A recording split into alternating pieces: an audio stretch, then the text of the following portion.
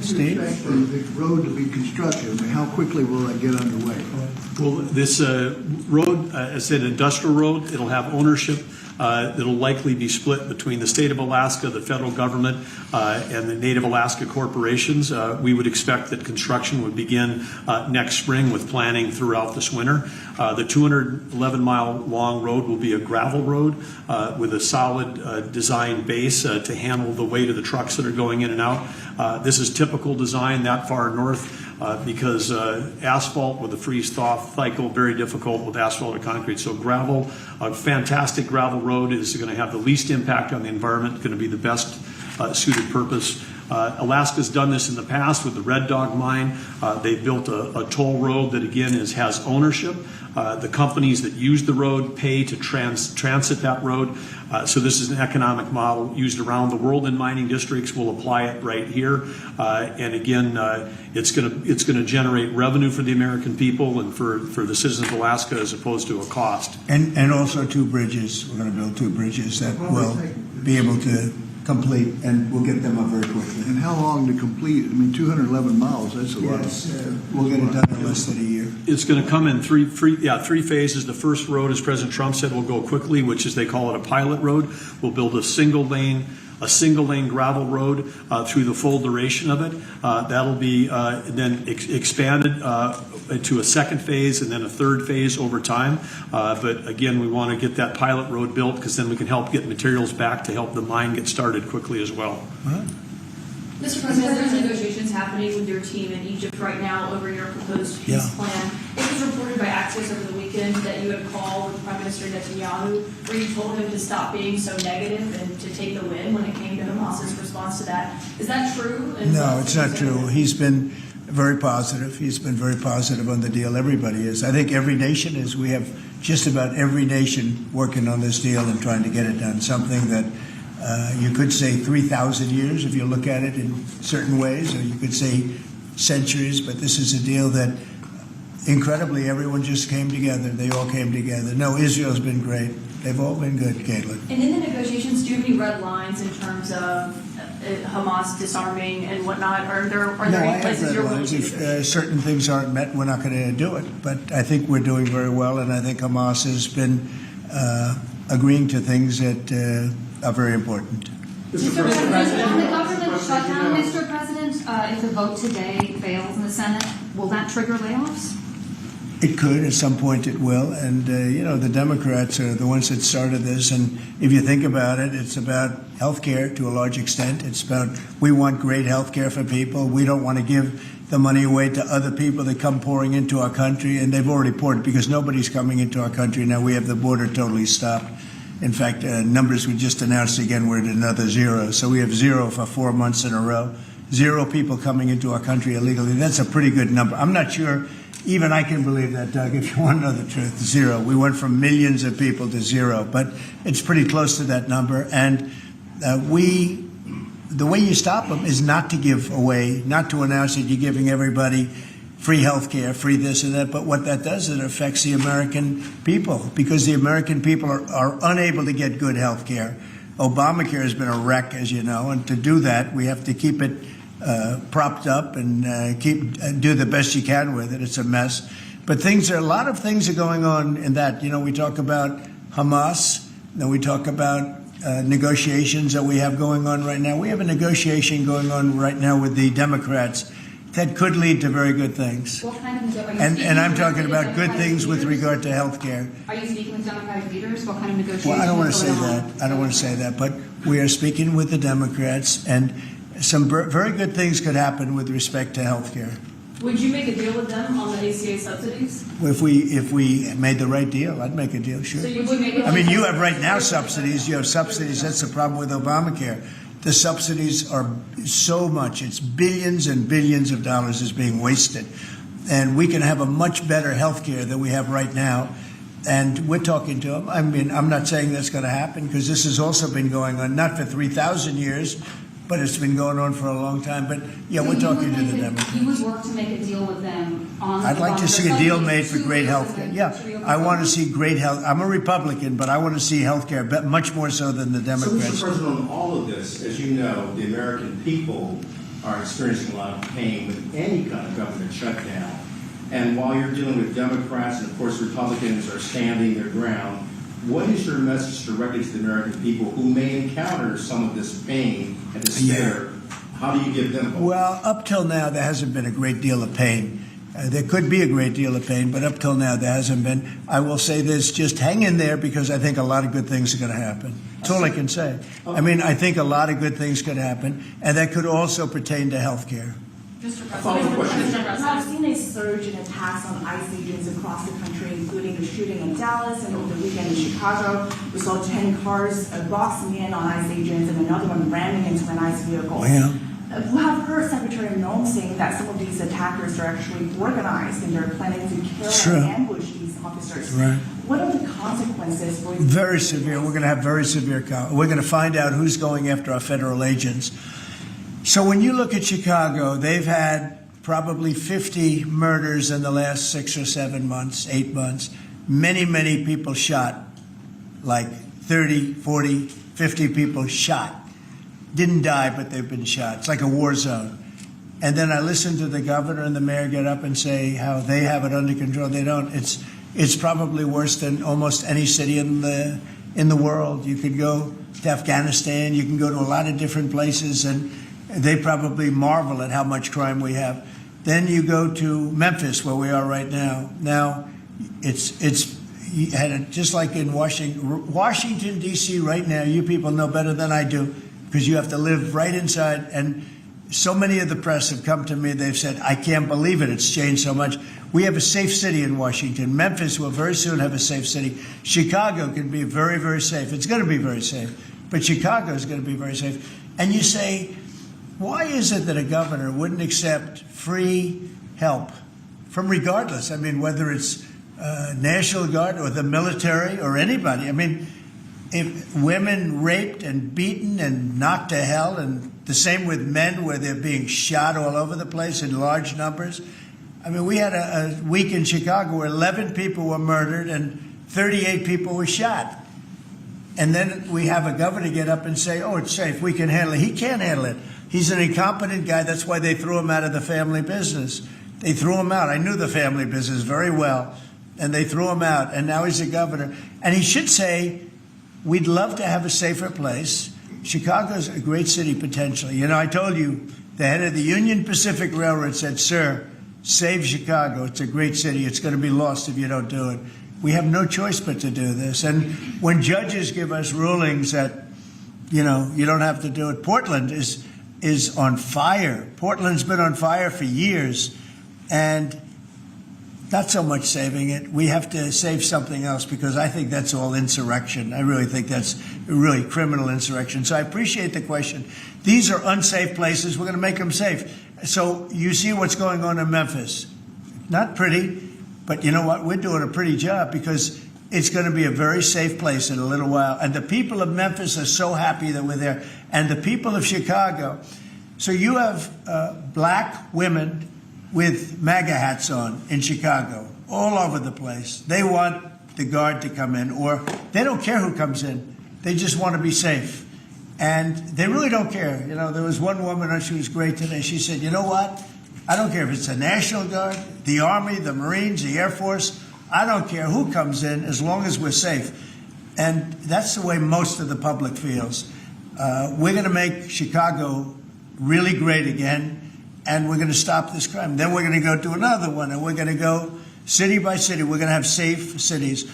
And it was so great that we started with our nation's capital, one of the worst. I mean, so many people, every week somebody was killed. They'd come from Iowa, they'd come from Indiana. They want to see the Jefferson Memorial, the Lincoln Memorial. They want to see something, and they'd get shot. And you'd call their parents, I'm sorry, but your son is dead. And they go, what do you mean he's dead? Came to Washington, D.C. Not anymore. That's not happening anymore. We have a safe place. We have a safe capital. It's as safe as we have probably almost just about in the country. And if you look back 6 months ago, 7 months ago, this was a death trap. You look back during the Biden, I mean, what they did, how badly they managed things. And almost all of these cities, most of these cities are Democrat run. And we don't care, Democrat, Republican, we're going to make them safe. So we have to save Chicago. It's very important. And you can't have a governor getting up and saying it's good when 11 people were shot over a weekend. Mr. President, What? the Insurrection Act, under what conditions or terms would you? Well, I'd do it if it was necessary. So far, it hasn't been necessary, but we have an Insurrection Act for a reason. If I had to enact it, I'd do that. If people were being killed and courts were holding us up, or governors or mayors were holding us up, sure, I'd do that. I mean, I want to make sure that people aren't killed. We have to make sure that our cities are safe. And it's turning out, and we started with D.C., it's been so successful. Think of it. People wouldn't go to restaurants. The restaurants were closing. We were losing a lot of restaurants, as you all know. And now restaurants are opening and they're thriving. And I went 2 weeks ago and it was great. I'm going to go again. I felt very safe, very safe. Forgetting about guards and Secret Service, and I would have gone, it would have been very safe. D.C. is a great, and look at the cleanliness of D.C. Look at how it's clean. You don't have tents all over the place. We had parks where you couldn't even walk through the park. You had people from tents, and there were violent people. Some of these people were violent people. We have a great, safe capital again, and if you look at it in 6 months from now, it'll be the most beautiful anywhere in the world. It's being cleaned. The graffiti's all gone now. The tents are all gone. We have a capital that you can be proud of, but it'll only get better with time. Tomorrow is October 7th, the 2-year anniversary of the original Israeli attack. Do you expect a Gaza deal tomorrow, or is there any sort of hostages deal tomorrow? I think we're going to have a deal. It's a hard thing for me to say that when for years and years they've been trying to have a deal with Gaza, but literally for centuries. Okay, if you really think about it. But we're going to have a Gaza deal, I'm pretty sure, yeah. And what are you hearing from Dr. Witkoff about the talks? Well, I'm the one that got the hostages back. Remember that, you know? I'm the one that. I was going to ask you that. Yeah, I got them back. Israeli citizens are celebrating what you've accomplished Yeah. in this deal. Should it come through, there will be a lot of celebration on the streets of Israel. The hostages' families, have they been in contact with you with regard to this deal that could happen? They're so happy about it. It's like they can't breathe. One said, "I can't breathe." It's very sad because you have hostages and you have people that are no longer living. But the parents, and I've said this to you many times, the parents want the bodies of their boy back, the bodies of their loved one back. In most cases, they're young men, and they're dead. And there's probably 32 or so, about that number. Nobody knows exactly what the number is. They want that body back as much as if their son were alive. I've been with them. Many have come to the White House, to the Oval Office. I've been with many of the people that I got released. We have a fantastic group working on it. Steve Witkoff has been amazing. I took Jared out because Jared's you don't find anybody more capable, and we have the A+ team working on it. I think we've made tremendous progress. The people of Israel wanted it to happen, but the people related to hostages. You see in Israel tens of thousands of people. They really want the hostages back, and they really want things to end. And I think Hamas now has been. All I can say is they've been fine. They've been fine. I hope it's going to continue that way. I think it will. I really think we're going to have a deal. We have a really good chance of making a deal, and it'll be a lasting deal. We want to have peace. This is beyond Gaza. Gaza is a big deal, but this is really peace in the Middle East. And the amazing thing is we have every Arab country, every Muslim country. We have every country surrounding. They all want. I spoke with President Erdogan of Turkey. He's fantastic. He's been pushing very hard. He's a very powerful guy. And he's been pushing very, very hard to get this deal done. And Hamas has a lot of respect for him. They have a lot of respect for Qatar. They have a lot of respect for UAE and Saudi Arabia. Everybody is on our side to get this deal done. There's never been anything like it. Nobody's ever seen it. There's always been like 80% of them don't want something done. I think virtually, we even had a very strong signal, as you know, from Iran. they'd like to see this done. Mr. President. Yes. Portland, Mr. President, Governor Abbott offered up the Texas National Guard to you. Have you had any other conversations with other red state governors? They're willing to offer. Every one of them is willing to offer whatever we need. We thank Governor Abbott of Texas. Every one of the red state, as you call them, red state governors is willing to give whatever we need because they want our agents protected. You know, these ICE agents have a tough job. They have to go in and get, in many cases, stone cold criminals, hardened criminals, long time criminals. And every essentially Republican governor has offered up whatever we need. And some Democratic governors also. Daniel? Yeah, Mr. President, thank you. Quick question on the subject of the order. The Biden administration, previously speaking, they shut down Alaska for business. You reversed that, you reversed it on day one, you opened it up, going after all the critical minerals. This mission of yours, and Secretary Burgum, Secretary White, to boost our own independent production of critical minerals, rare Well, earths. it's necessary, Can you just talk right? about how important that is over the next 4 years, sir? Well, it's very necessary. You know, in the past, we were able to go to other countries, buy whatever we want, but all of a sudden, if those countries are hostile, and by the way, China hasn't been. We've made deals with China. You know, they approved the TikTok deal. Everyone said you'd never get the TikTok deal approved. They approved it, and we have great people buying it. Big, strong American companies are buying it, the most prestigious companies there are, actually, and they're going to make sure everything's good. But President Xi was great. He approved it. So I'm not saying hostile, but it's good to have our own minerals. And, you know, we create a tremendous value by creating a road. We build a road that only we can do because we have the rights to do it, number one, and we have the power to do it. And so we build a road that's over 200 miles long through a very beautiful area of the world. Actually, it's incredible. When you look at it, it's incredible. But a rough area from the standpoint of building. So we get a road done. And with that, we unleash billions and billions of dollars of wealth. It's pretty amazing when you think of it. And it's wealth that we need if we're going to be the number one country. You know, we're number one now with AI. You probably read. We're beating everybody with AI at levels that nobody ever thought even possible. And one of the reasons we are is because of energy. So our grid is old and tired, like most grids are. They get old with time. I mean, you know, the older you are, the older the grid gets, right? But I've allowed the people building AI or other plants, other types of plants, but AI in particular, because they need so much electricity, I've allowed them to build their own power. And it's been amazing. They're building massive plants, and with the plant, they're building their own electricity. They've become a utility in a sense. I said, maybe you'll do better with the utility than you do with the AI. I don't know. But we're letting them build their own electricity. So we don't have to worry about the grid. We don't have to worry about anything. And they're going to build it in such a way that if they have excess capacity, they're going to put it back into the grid. It's pretty amazing. So when they build, we're giving them permits to build their own electric power plants, and it's incredible when you see what they're doing. And because of that and other things that we're doing, we're leading every country. Nobody's even close to us with AI. And AI seems to be the big thing. I don't know. I can't tell you that. There are a lot of people building, and a lot of people have high stock prices because of AI. So a lot of people think it's great stuff. And I think it's great stuff. I look at it, it's amazing what it can do.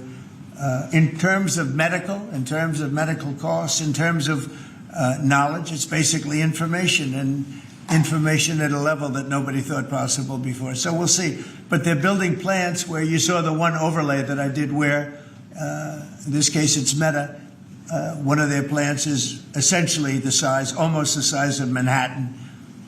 And that's a building, you know, it's a building that covers Manhattan. So it's big stuff. And nobody's even close to us. We're leading AI by so much. Mr. President, Yeah, go ahead, please. Since the start of your administration, we've seen a lot more Americans wanting to join ICE. And as we're seeing more attacks on them right now, what's your message to rank and file ICE agents who are trying to do their jobs but are facing 1,000% increase in attacks? I love your questions, you know. I like you. So who are you with? I'm with NTD. Very I was good. the one who got mugged. You were the one, that's what I thought. You got mugged. You're not getting mugged anymore. Not anymore. She was really, you're lucky to be with us with that deal that happened. I know all about that. Not anymore, though. You feel a different world out there, right? Totally. Be safe with the baby Netanyahu. Oh, good. Well, you're safe now.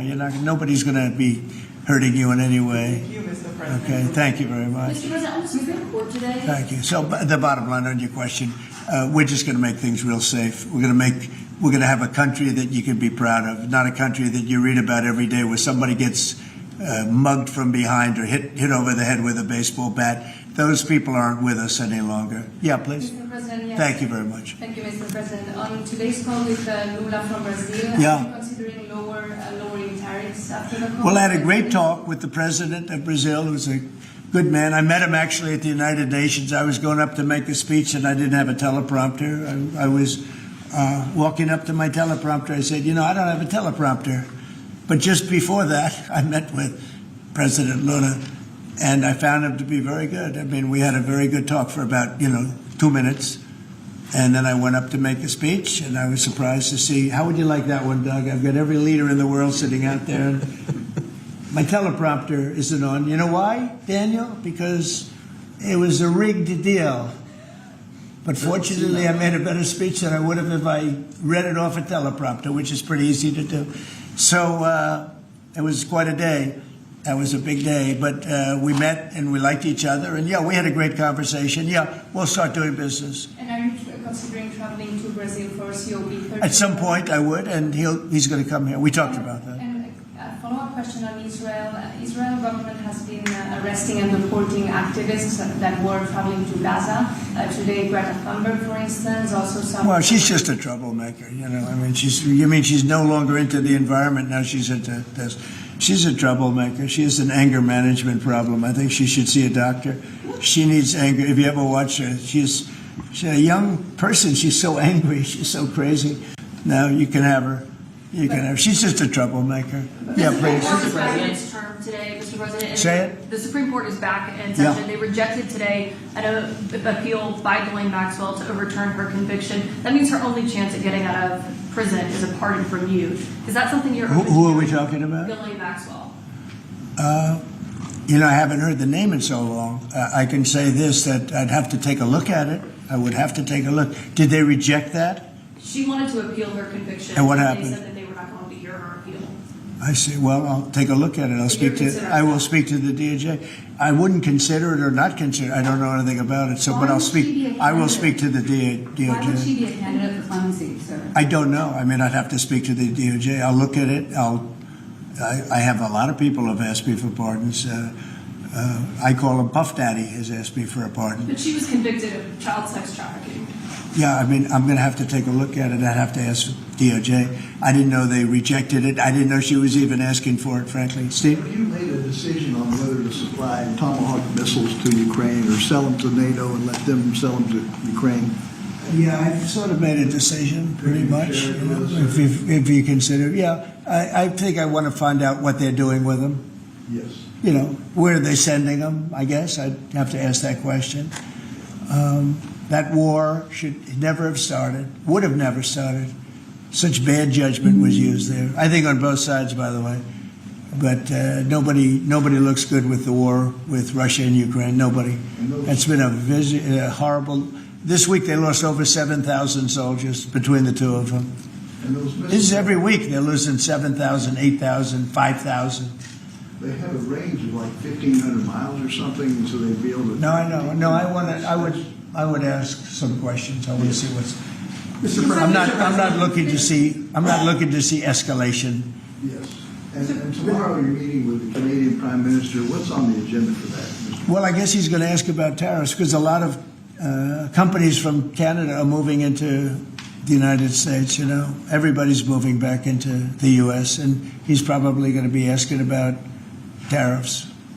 They're losing a lot of companies in Canada. They're coming into they left here. They left here 20 years ago when presidents that sat right at this desk weren't doing their job properly. They were probably good politicians, but they weren't good at business, and they allowed these companies to leave. And all they had to do is do what I'm doing right now. And, I'm not saying it's the easiest thing to do, but it is. It's effective. We're a rich country again. We're a powerful country because, I've ended 7 wars. At least half of them was because of my ability at trade and because of tariffs. If I didn't have tariffs to throw around a little bit, you would have at least 4 wars raging right now with thousands of people a day being killed that aren't happening. We settled. We settled 7. We're getting close to settling 8. That would be a big one. And that's something that could happen. But so I think he's coming probably to talk about tariffs because a lot of companies are leaving Canada to come into the U.S. And they're leaving Mexico. And by the way, they're leaving China. They're leaving all over the world to come into the U.S. And would you Nobody's actually seen anything like it. Would you shift your position on tariffs in response to whatever you Well, said I mean, tomorrow? look, my positions turned out to, everybody said I'm right. They find billions of dollars that they didn't even know they had. Recently, they said they found billions of dollars and they couldn't understand. I said, check the tariff shelf. And they come in the next hour and they said, sir, you're right. It was from the tariffs. We're a rich, really rich country again. But more importantly, maybe influence. If I didn't have the power of tariffs, you would have at least 4 of the 7 wars raging. I use tariffs to stop wars. If you look at India and Pakistan, they were ready to go at it. 7 planes we shot down. They were ready to go at it. And they're nuclear powers. And I don't want to say exactly what I said, but what I said was very effective. They stopped. And that was based on tariffs. It was based on trade. Tariffs are very important for the United States. We are a peacekeeper because of tariffs. Not only do we make, hundreds of billions of dollars, but we're a peacekeeper because of tariffs. Mr. President. On the shutdown, Mr. President, the shutdown that occurred during your first term lasted 35 days. Yeah. How long do you expect this shutdown to go? Well, you don't know. Look, I can say this, that it would have not happened except for the Democrats. The Democrats are very foolish. They've lost their way. And we have a new thing now when you look at, it's called crime. It's called absolute, as Biden would say, well, I won't say what he would have said. Remember when he said, it's a 3-letter word, no. Remember that one? Everybody saying, what was that all about? He probably meant exclamation point or something after the word. But this is a 5-letter word, crime, C-R-I-M-E. And we want to put it out and are putting it out, and they don't. They don't seem to care about it, but they do care. I believe that Pritzker and this mayor of Chicago that like to say about they don't have it under control. Not only is it not under control, it's the opposite. And I believe they're afraid. They're scared for their lives. I believe that the Portland people are scared. You look at what's happened with Portland over the years. It's a burning hellhole. And then you have a judge that lost her way, that tries to pretend that like there's no problem. Actually, she's not even saying that. There's a huge problem in Portland. I'll tell you what the problem is. Crime. Okay, crime. There's a huge problem in Chicago. It's called crime. And we want to put out the crime. And they want to inflame the crime.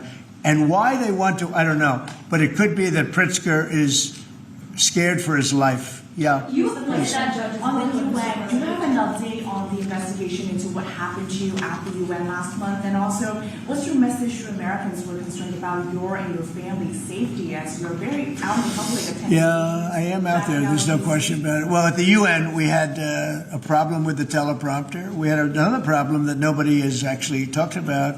The people in the room didn't hear my speech. Did you know that?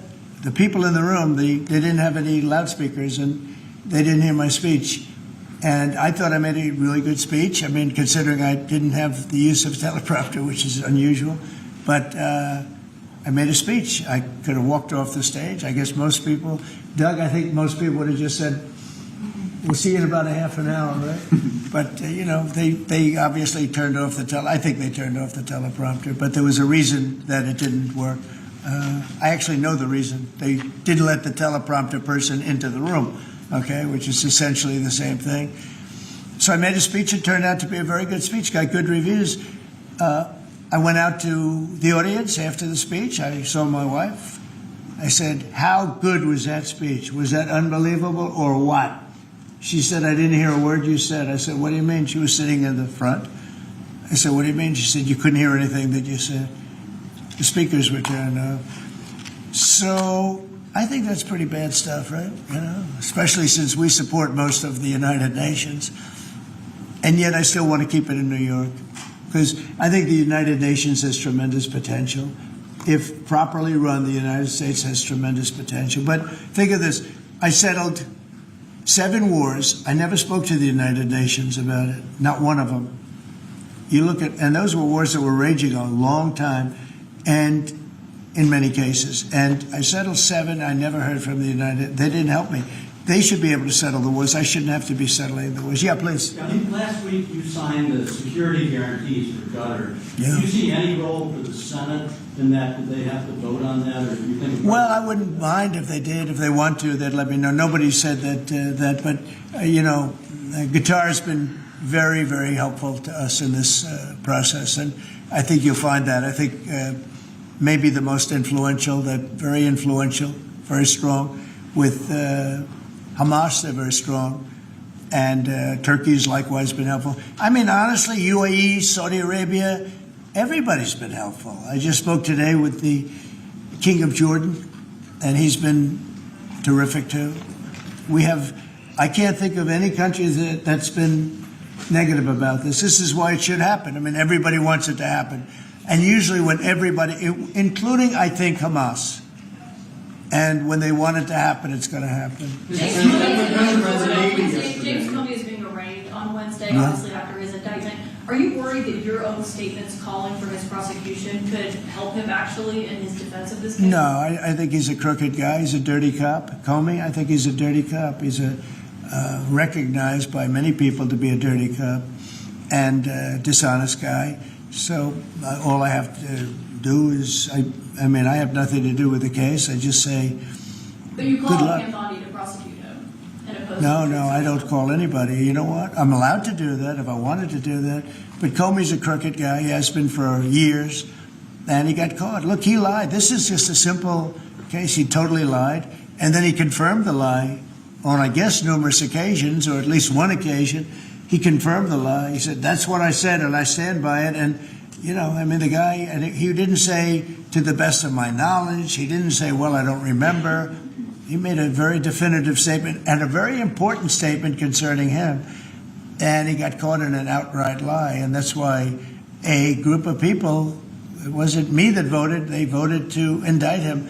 But he's a crooked guy, in my opinion, and we'll find out. The court's going to determine that in a little while, I guess, yeah. President, do you expect to announce farm relief this week? Yeah, I'm going to do some farm stuff this weekend. You have the Yeah, please. Navy yesterday celebrating It was their unbelievable. 250th. Can you talk about that? And as we get closer to America's 250th, you've initiated a prayer initiative as well. Yeah. Talk to me about both of those events and why they're so important, particularly the prayer initiative going forward to the... Well, we have, and we're dealing, as you know, with all of the different, and not just evangelicals, Christians. We're dealing with lots of different faiths, religions, and I've felt for a long time that if a country doesn't have religion, doesn't have faith, doesn't have God, it's going to be very hard to be a good country. There's no reason to be good. I want to be good because you want to prove to God that you're good, so you go to that next step, right? So that's very important to me. I think it's really very important. And yesterday was amazing. We went out. We went to the naval base, the largest in the world, actually, and I saw things that were incredible. The level of I don't want to use the word weapons, but they are weapons. Is the technology on these planes, on the carriers, on all of the different things that we saw. They gave us missile displays. They did the whole I don't think they've ever done anything like it, but it was really impressive. And the talent of the pilots where they can land, the aircraft carriers look massive, but when you put them in the middle of, like, the Atlantic, or in this case, pretty far off the coast of Virginia, and it's sitting in a big ocean, and it was pretty calm yesterday, but it's still a little bit testy, right? And you have these guys land right on a thing and come to a sudden screeching halt, and they're really something. They were taking off yesterday, and they look over, yes, sir, and then you see them, and you see them just get ripped back into the seat because the G-forces are so great. And actually, if you're not in great shape, because they were doing maneuvers that were incredible yesterday, and the admirals were explaining that if you're not in really good shape, you don't make it, because you pass out. These guys, and women. I met some women pilots I mean, it's incredible what they're able to do. So we saw something that was great, and you saw the spirit, because we had for a couple of thousand, I think they had probably 22,000, largely sailors, all dressed in the most beautiful white. There wasn't a spot on any of those uniforms. I looked at them. It was just a wave of white, and it was a great crowd and great reception. So, getting back to a very important question that was asked, when you go back a year ago, people weren't joining the armed forces. They weren't joining the Army, Navy, Air Force, Marines, the Coast Guard, Air Force. If you look at, any of them, they weren't joining Space Force. And now we're setting records, recruitment. And that goes for the police and fire. Now they want to be policemen, they want to be firemen. And firemen, people don't mention them, they're incredible. I know so many of them, they're brave as hell. I wouldn't want to do it, tell you. But they weren't able to recruit. The police weren't able to recruit. And the military wasn't able to recruit. We were really off. And I got elected, and it really started on November 5th. I got elected, and somehow the country developed a spirit. Financially, yes, but also with the military. And now we have record levels of people wanting to be in. Every force is filled. We have waiting lists to get into the Marines, to the Army, to the Navy, to the Air Force. We have Coast Guard. We have waiting lists to get in. It's amazing, actually, what's happened. We have a country it was a dead country, and I say it all the time. We had a dead country 1 year ago. Now we have the hottest country anywhere in the world, and it's nice to see you. I've watched you for years on television, so it's nice to meet you. Thank you very much, everybody. Thank you, press. Thank you, press. Let's go. Thanks, guys. Thank you, guys. Thanks, guys.